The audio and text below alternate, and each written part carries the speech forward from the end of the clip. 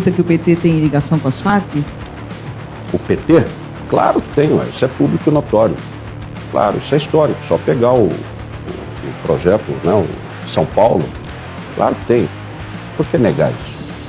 Comunicado em que pedem a colaboração dos funcionários no plano de recuperação da empresa, que no ano passado teve um prejuízo de 2 bilhões e 600 milhões de reais. Entre as medidas, os Correios pedem que os funcionários posterguem as férias deste ano para o ano que vem e aceitem a redução da jornada de trabalho com redução proporcional de salário. A empresa também vai prorrogar o programa de demissão voluntária até o dia 18 de maio. Os Correios pretendem economizar 1,5 bilhão de reais este ano. Não faça isso, ministra. Eu moro lá, não diga isso, pelo amor de Deus.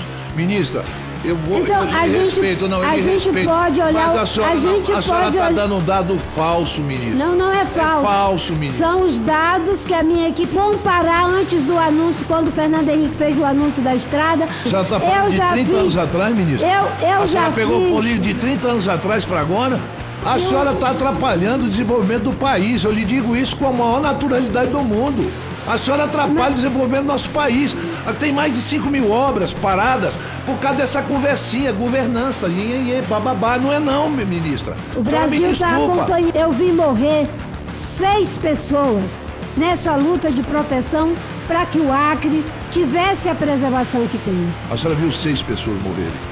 Eu vi 15 mil pessoas morrer na cidade de Manaus por falta de oxigênio, porque a BR-319 não estava asfaltada e era época de inverno, ministra. Eu vi na minha cidade, meu irmão morreu por falta de oxigênio. Amigos meus morreram por falta de oxigênio. E a senhora está me dizendo que viu 6 pessoas? E eu digo mais. Quem é que vive de extrativismo hoje ainda? Quem é que ganha dinheiro com extrativismo? Não me faça falar sobre borracha, porque vocês não chegam nem perto da exploração extrativista que o meu estado tem. Nem perto. Ou a senhora acha fácil o cara entrar, levar picada de cobra, levar onça nas costas? A senhora também, a senhora é dessa região, eu sou dessa região.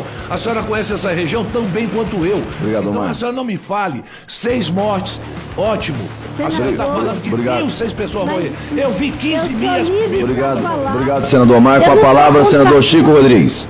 Eu estou dizendo que a televisão está lhe ouvindo. Meia dúzia de bolsonaristas para falar besteira sem conhecer a nossa região.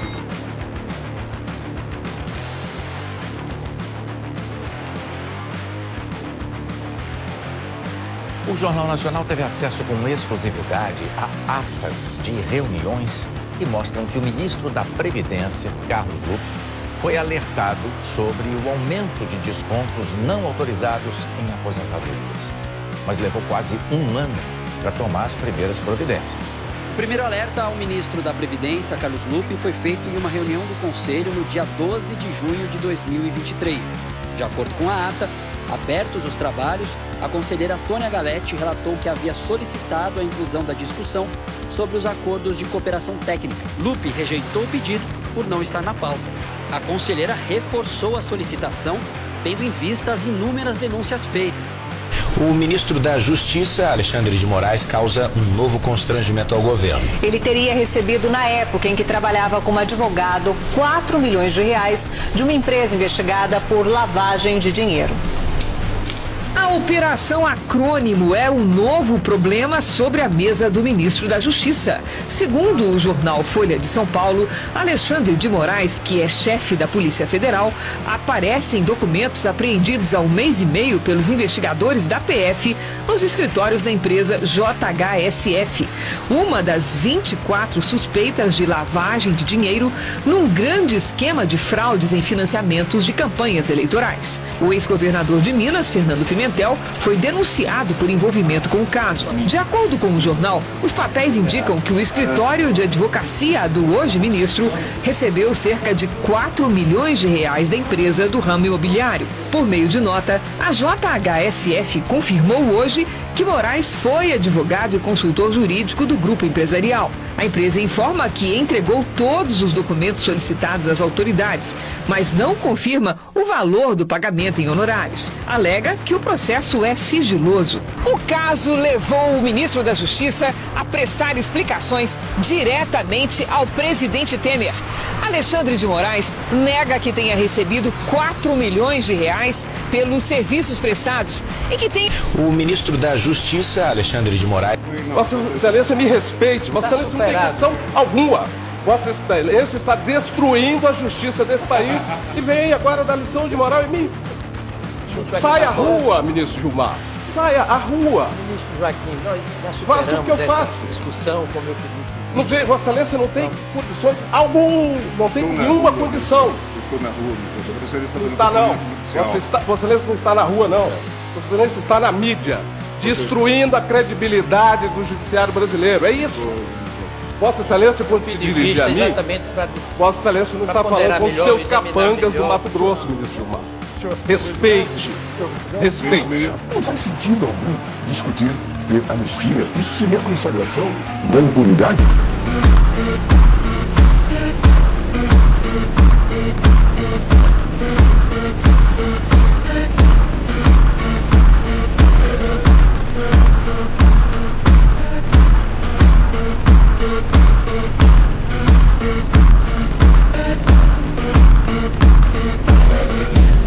Eu vi a mala de dinheiro, eu vi a corridinha na televisão, sem mencionar as propinas para financiamentos públicos, tudo documentado. É um país que se perdeu pelo caminho, naturalizou as coisas erradas e nós temos o dever de enfrentar isso e de fazer um novo país, de ensinar as novas gerações que vale a pena ser honesto, sem punitivismo, sem vingadores mascarados, mas também sem achar que ricos criminosos têm imunidade, porque não tem.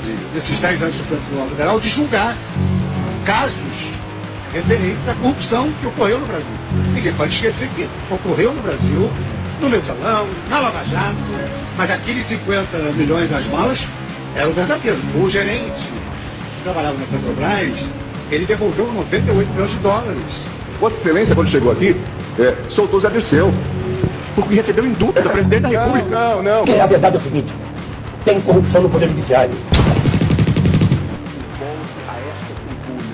Para tentar impedir a consumação de uma vingança histórica tardia e injusta que significará enviar para a prisão um homem de 60 anos, cerca de 60 anos, para morrer no cárcere, seja pelo decurso natural do tempo, seja pela perspectiva real de sofrer violências naquele cárcere.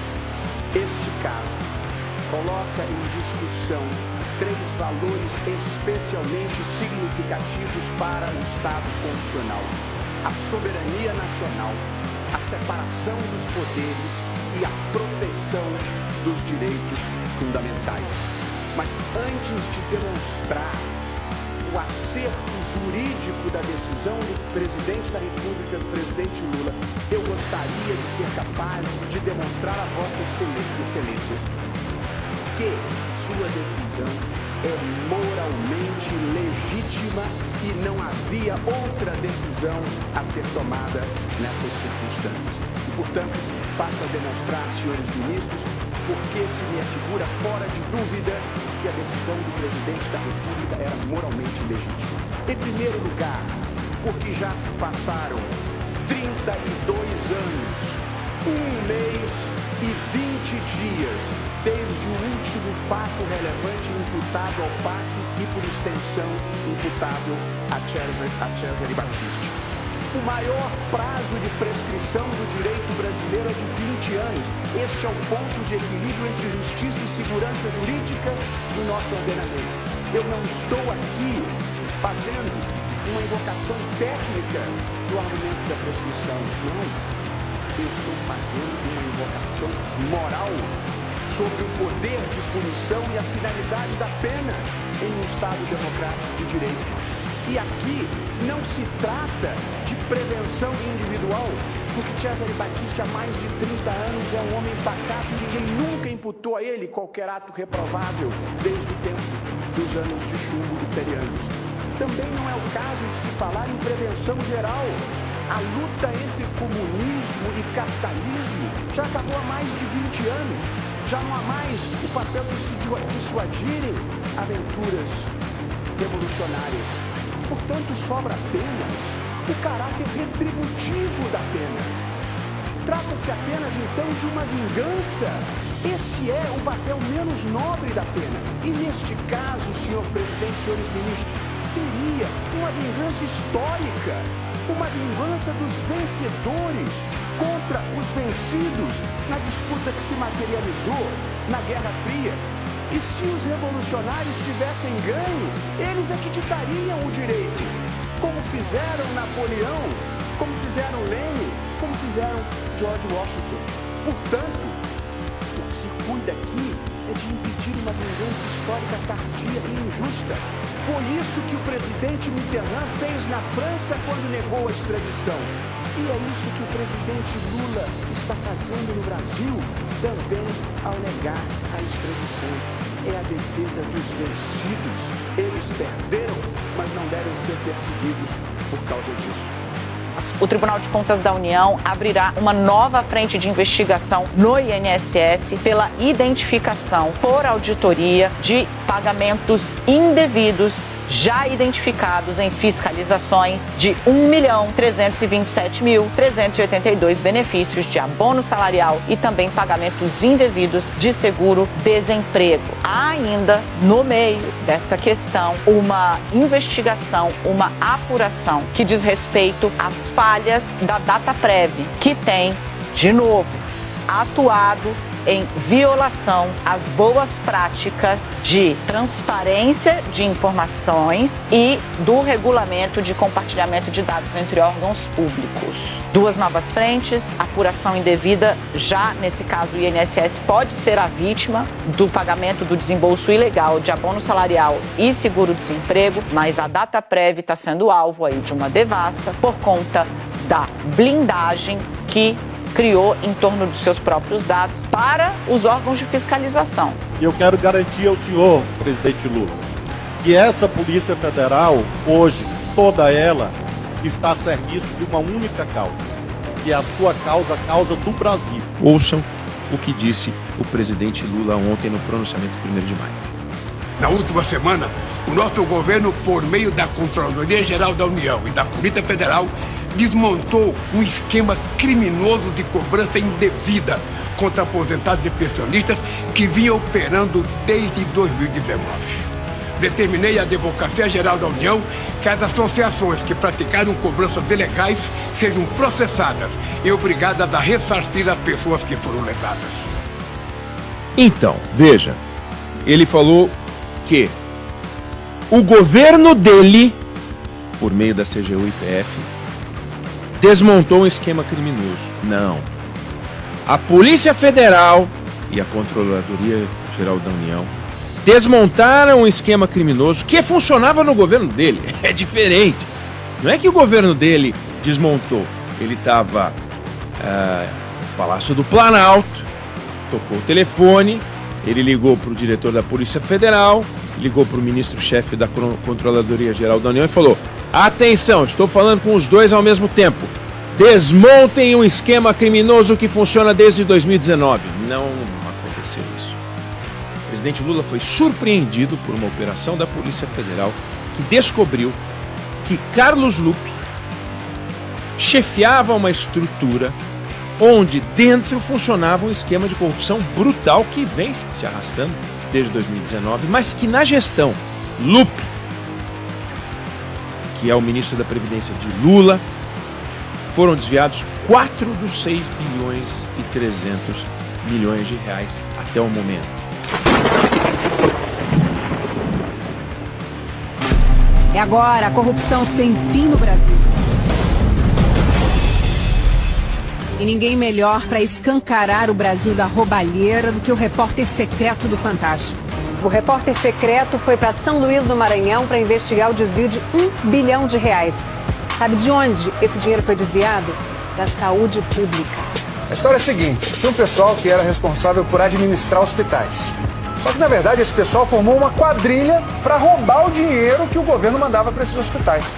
O mais impressionante era como eles pegavam o dinheiro. Eles sacavam na boca do caixa, no banco. Olha, um operador do esquema todo sacou R$18 milhões. Só um operador. 2 sujeitos sacam uma bolada na boca do caixa de um banco e vão enfiando a grana dentro da calça. Esse outro também sacou uma grana alta no mesmo banco, mas guardou na mochila. Em todas as denúncias apresentadas até aqui, a soma dos desvios e dos contratos fraudados chega a 5 bilhões de reais. Segundo as investigações, o dinheiro foi afanado por uma organização social que administrava 6 unidades de saúde no estado. Nome pomposo: Instituto de Desenvolvimento e Apoio à Cidadania, ou IDAC. Ela firmou contratos de gestão com o governo do estado do Maranhão, no período de 2014 ao período de 2017. Ou seja, durante os mandatos de Rosiana Sarney, do PMDB, e do atual governador Flávio Dino, do PCdoB.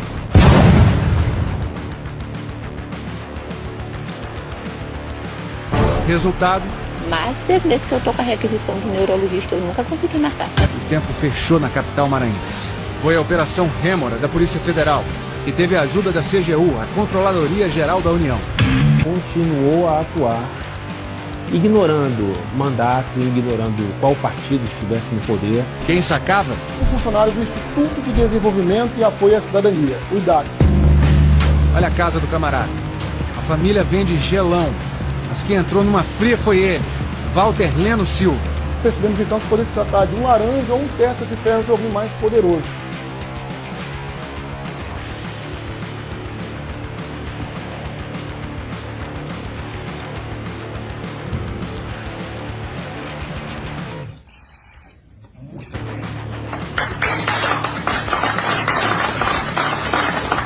O problema dele é que ele não enfrenta o debate político, é medroso.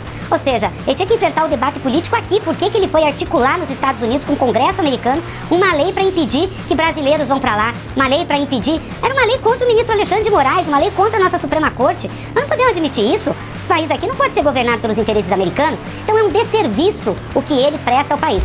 Sou a senadora Gleice Hoffmann, presidenta do Partido dos Trabalhadores. E me dirijo ao mundo árabe, através da Al Jazeera, para denunciar que o ex-presidente Lula é um preso político em nosso país. Lula é um grande amigo do mundo árabe. Ao longo da história, o Brasil recebeu milhões de árabes e palestinos, mas Lula foi o único presidente que visitou o Oriente Médio.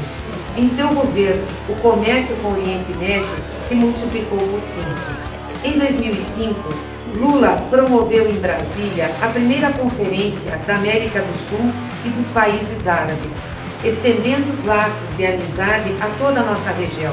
Quer dizer que essas eleições que houve agora no dia 15 de novembro foram democráticas? É no mínimo a gente querer falsear essa coisa chamada democracia. Olha, veja, eu acho que a democracia no Brasil ela é muito incipiente e ela é muito mascarada, ela é muito maquiada, ela está mais ou menos igual ao plano. Se a gente reparar que a Alemanha Oriental até hoje ainda sofre com os prejuízos da Segunda Guerra Mundial e que não recebeu a ajuda que a outra Alemanha recebeu, a gente percebe que eles estão no caminho certo. Eles estão no caminho de tentar resolver o problema de acordo com os interesses. Mesmo sem eleições? Então veja, a eleição não é tudo. É preciso acabar, veja, eu disse em Cuba... Ora, do leitor perplexo, eu vi essa sua frase, a eleição não é tudo. Eu disse que a eleição não é tudo, a eleição é apenas uma vírgula dentro de um sistema democrático. É básico. Pois é, mas ela não é a única coisa como se tenta dizer aqui no Brasil. Mas é a coisa ela não é. primeira. Porque dizer que essas eleições que houve agora no dia 15 de novembro foram democráticas, é no mínimo a gente querer falsear essa coisa chamada democracia. É no mínimo a gente querer falsear essa coisa chamada democracia. Como é que ficam os jornais no seu socialismo? Como é que ficam os jornais? Ficam com as empresas? Não, quando chegar no socialismo a gente vai dizer. Mas eu estou muito curioso para saber. Senhoras e senhores, se hoje o retorno na honrosa posição de presidente do Brasil é graças à vitória da democracia em meu país. A democracia garantiu que superássemos o ódio, a desinformação e a opressão. A esperança, mais uma vez, venceu o medo. Na última semana, o nosso governo, por meio da Controladoria Geral da União e da Polícia Federal, desmontou um esquema criminoso de cobrança indevida contra aposentados e pensionistas que vinha operando desde 2019. Determinei à Advocacia Geral da União que as associações que praticaram cobranças ilegais sejam processadas e obrigadas a ressarcir as pessoas que foram lesadas. Deixa eu trazer aqui um complemento de informação. Os repasses do INSS ao sindicato, liderado pelo irmão do Lula, dispararam 564% em 5 anos. E nessa quarta-feira, o Partido Novo denunciou ao Tribunal de Contas da União a alta na arrecadação suspeita do Sindicato Nacional dos Aposentados, Pensionistas e Idosos da Força Sindical. O partido sugere que sejam investigados indícios de apropriação indevida de recursos públicos pelo sindicato, listado entre as entidades que mais arrecadaram com descontos ilegais, quase 6 bilhões e meio de reais. O Novo pede ainda que o TCU suspenda os repasses públicos ao Sindinap e exige a devolução dos valores descontados de maneira irregular. E ainda, de acordo com essa denúncia do Novo, Augusto, só para a gente ter uma ideia das cifras, a receita do Sindinap, que tem aí o irmão do Lula como diretor vice-presidente, saltou de 23 milhões para 155 milhões de reais anuais entre os anos de 2020 e 2024. Se não roubou, merece o cargo do Haddad, porque é um cara capaz de qualquer milagre econômico. Agora o Lula vai dizer o quê? Ele também não sabia, o irmão não conta nada para ele? O irmão também esconde? Porque tudo com o Lula até agora, isso aí é de um amigo meu, é do sítio, é do amigo meu, o apartamento é de um amigo, e agora com o irmão? E aí é o seguinte, os caras chegaram a tal grau de cinismo que eles estão facilitando o trabalho da polícia que queira investigar. Porque olha só, Careca é um apelido comum. Vocês estão cansados, vocês conhecem milhares de pessoas que têm o apelido Careca. Agora você tem um cara chamado Careca do INSS, que deve ter um monte de careca, vai e prende, dá voz de prisão, que ele já ergue o braço e vai sozinho para a delegacia. Então eles não conseguem encontrar nem o Careca do INSS. Pega e prende. Ele conta, ele não vai reclamar. Não vai pedir nem a comida ali, porque está roubando há séculos. Olha só, deixa eu compartilhar que eu acho que é importante. É bom avisar que o Frei também é outro logro, né? Ele não é Frei coisa nenhuma. Frei Chico. Frei Chico, ele não é Frei, ele é irmão do Lula. Agora você vai chamar de tentativa de golpe aquilo que aconteceu no 8 de janeiro? Por favor. O 8 de janeiro é a pedalada para tirar o Bolsonaro da eleição. Então não teve tentativa de golpe no 8 de janeiro. O que teve é um monte de desesperados. Precisa de punição? Eu acho que precisa. Não como golpistas que não foram. Foram baderneiros, como baderneiros que invadiram a Câmara quando eu era presidente. E nunca nenhum foi condenado. Ah, mas profanou a estátua com batom. E o cara que tocou fogo no Borba Gato aqui? O que é que aconteceu com ele? Nada. Foi tratado até como um certo heroísmo. Tá certo? Um criminoso que devia estar preso. Cadê o judiciário para prender a mulher do batom? Tudo bem, 14 anos de cadeia. E o criminoso que tocou fogo na estátua do Borba Gato? Preste bastante atenção nesse vídeo. Você pode estar prestes a perder a sua liberdade na internet e nem sabe disso. O STF está prestes a decidir algo que pode mudar a internet no Brasil para sempre. Eles estão julgando o artigo 19 do Marco Civil da Internet. Se esse artigo cair, a censura vai virar regra nesse país. Hoje, esse artigo protege você. Ele diz que nenhuma rede social pode ser punida por algo que você postou, a não ser que o juiz mande remover. Isso evita que plataformas, com medo do governo, saiam apagando qualquer coisa a esmo. Mas, se o STF derrubar essa regra, o que vai acontecer? É muito simples. As redes sociais vão preferir apagar tudo do que correr o risco de serem processadas. Vão tirar do ar postagens, vídeos, denúncias, opiniões, mesmo que você esteja certo. Vai ser o fim da liberdade de expressão. O judiciário vai virar dono do que você pode ou não falar, sem prestar contas e sem limites. E tem mais, startups vão embora, os investimentos somem, os criadores de conteúdo vão ser sufocados e só vai sobrar espaço para as grandes plataformas alinhadas com o sistema. E sabe quem perde mais com isso? Você. Porque escândalos como os rombos no INSS, os ataques ao Pix e o desperdício do seu dinheiro nunca mais chegarão até você. A manutenção do artigo 19 é mais do que uma briga jurídica. É uma luta pela nossa democracia, pela economia digital e pela sua liberdade de falar a verdade.